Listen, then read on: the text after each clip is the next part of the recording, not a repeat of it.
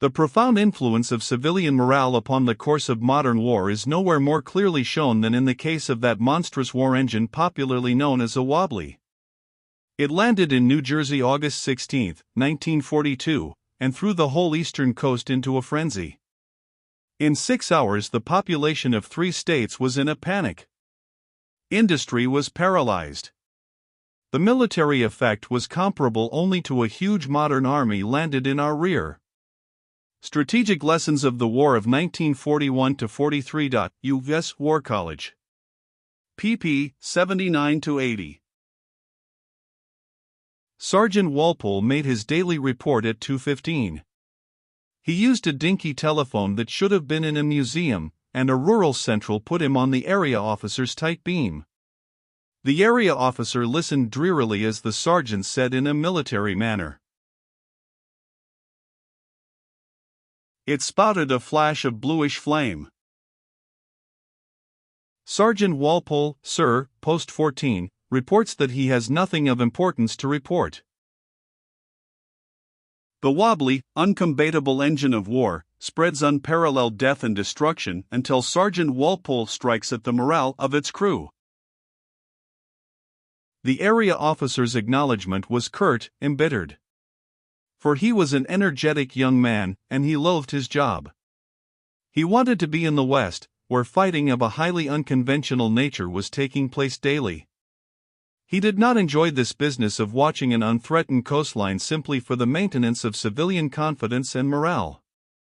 He preferred fighting. Sergeant Walpole, though, exhaled a lungful of smoke at the telephone transmitter and waited. Presently the rural central said, "All through?" "Sure, sweetie," said Sergeant Walpole. "How about the talkies tonight?" That was at 2:20 p.m. There was quiet conversation, while the civilian telephone service suffered. Then Sergeant Walpole went back to his post of duty with a date for the evening. He never kept that date, as it turned out. The rural central was dead an hour after the first and only wobbly landed, and as everybody knows, that happened at 2:45. But Sergeant Walpole had no premonitions as he went back to his hammock on the porch. This was post number 14, 6th Area, Eastern Coast Observation Force. There was a war on, to be sure. There had been a war on since the fall of 1941, but it was 2,000 miles away. Even lone wolf bombing planes, flying 40,000 feet up, never came this far to drop their eggs upon inviting targets or upon those utterly blank, innocent-seeming places where munitions of war were now manufactured underground. Here was peace and quiet and good rations and a paradise for gold-breakers. Here was a summer bungalow taken over for military purposes, quartering 6 men who watched a certain section of coastline for a quite impossible enemy. 3 miles to the south there was another post. 3 miles to the north another one still. They stretched all along the Atlantic coast, those observation posts, and the men in them watched the sea, languidly observed the television broadcasts, and slept in the sun. That was all they were supposed to do. In doing it they helped to maintain civilian morale. And therefore the Eastern Coast Observation Force was enviously said to be just attached to the Army for rations, by the other services, and its members rated with MPS and other low forms of animal life. Sergeant Walpole reclined in his hammock, inhaling comfortably. The ocean glittered blue before him in the sun. There was a plume of smoke out at sea indicating an old-style coal burner, its hull down below the horizon. Anything that would float was being used since the war began, though a coal-burning ship was almost a museum piece. A trim diesel tramp was lazing northward well inshore. A pack of gulls were squabbling noisily over some unpleasantness floating 100 yards from the beach. The diesel tramp edged closer inshore still. It was all very peaceful and placid. There are few softer jobs on earth than being a member of a force and being for the sake of civilian morale. But at 2:32 p.m. the softness of that job departed, as far as Sergeant Walpole was concerned. At that moment he heard a thin wailing sound high aloft. It was well enough known nearer the front, but the Eastern Coast Observation Force had had no need to become unduly familiar with it. With incredible swiftness the wailing rose to the shrillest of shrieks, descending as lightning might be imagined to descend. Then there was a shattering concussion.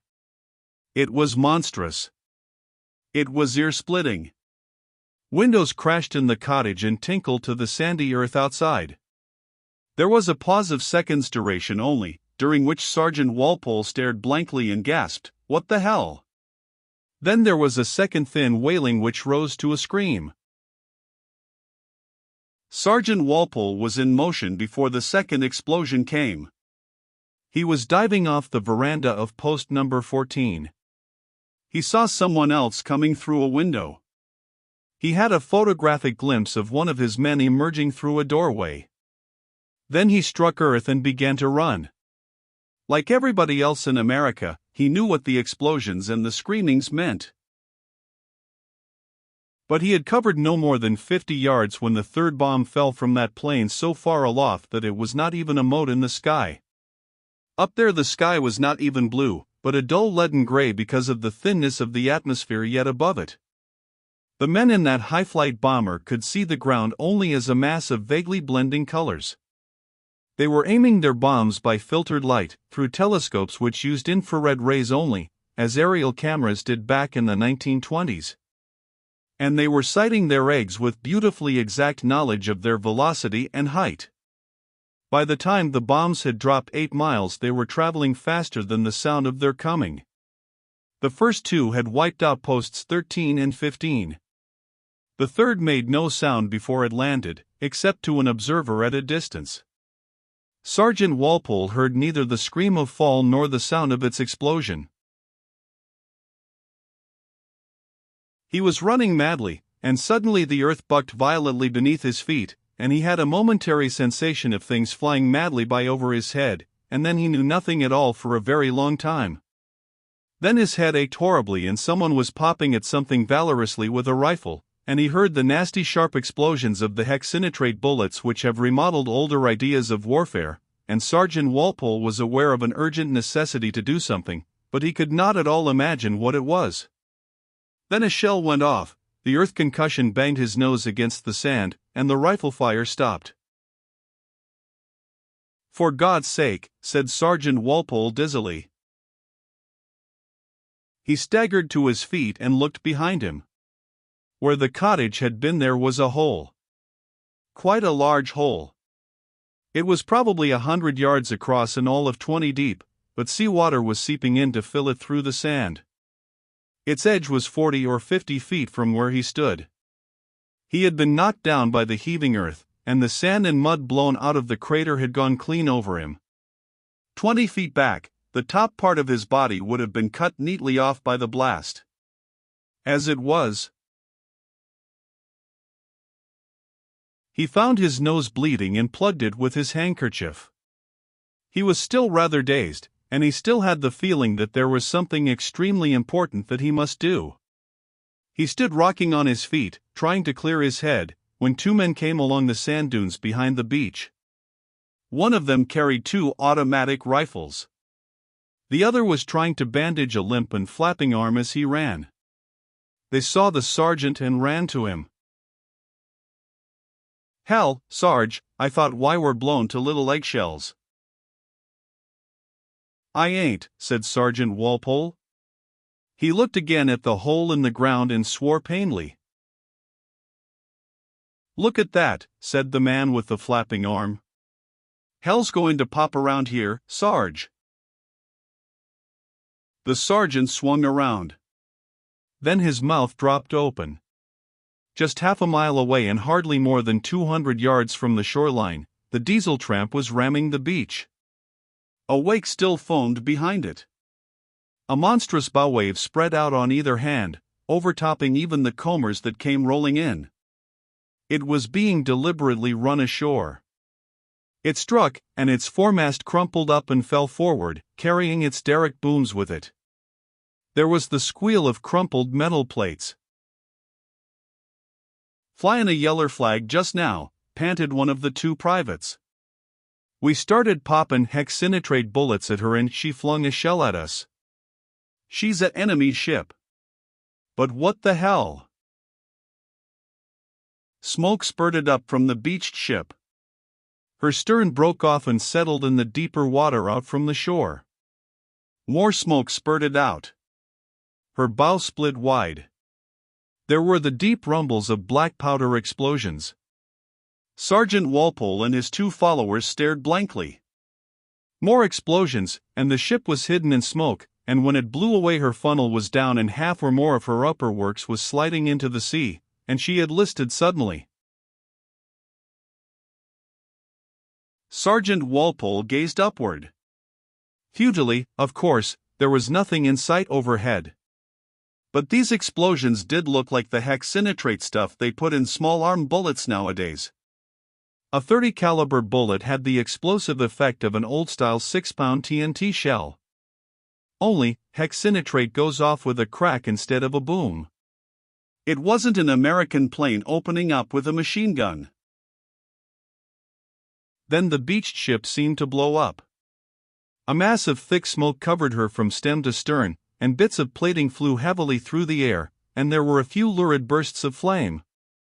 Sergeant Walpole suddenly remembered that there ought to be survivors, only he hadn't seen anybody diving overboard to try to get ashore. He half started forward.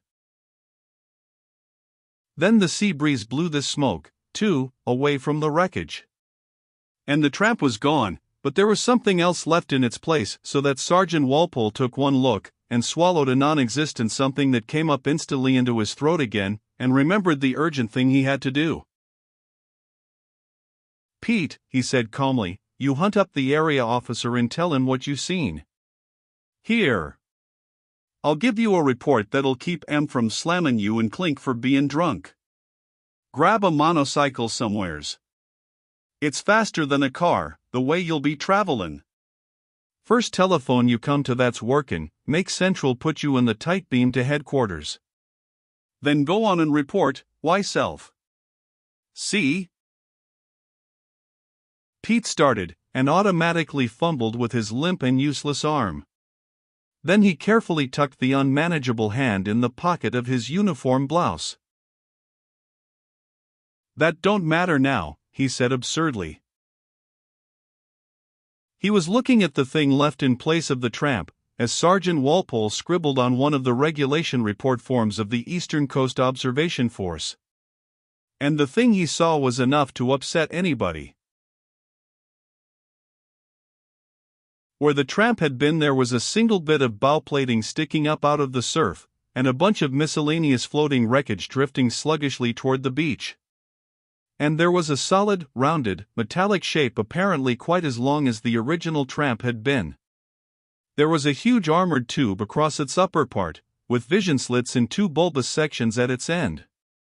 There were gun ports visible here and there, and already a monstrous protuberance was coming into view midway along its back, as if forced into position from within. Where the bow of the tramp had been there were colossal treads now visible. There was a sort of conning tower, armored in grim. There was a ghastly steel beak. The thing was a war machine of monstrous size. It emitted a sudden roaring sound, as of internal combustion engines operating at full power, and lurched heavily. The steel plates of the tramp still visible above water, crumpled up like paper and were trodden under. The thing came toward the shore.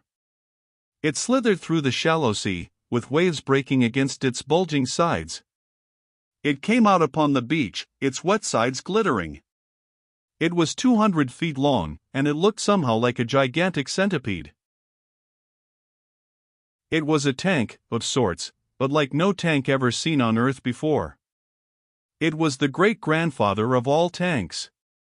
It was so monstrous that for its conveyance a ship's hull and superstructure had been built about it, and its own engines had been the engines of that ship.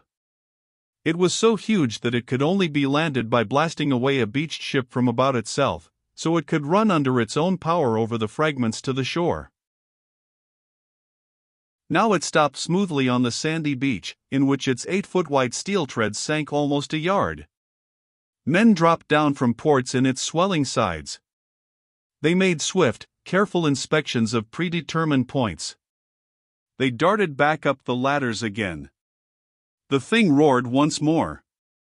Then it swung about, headed for the sand dunes, and with an extraordinary smoothness and celerity disappeared inland.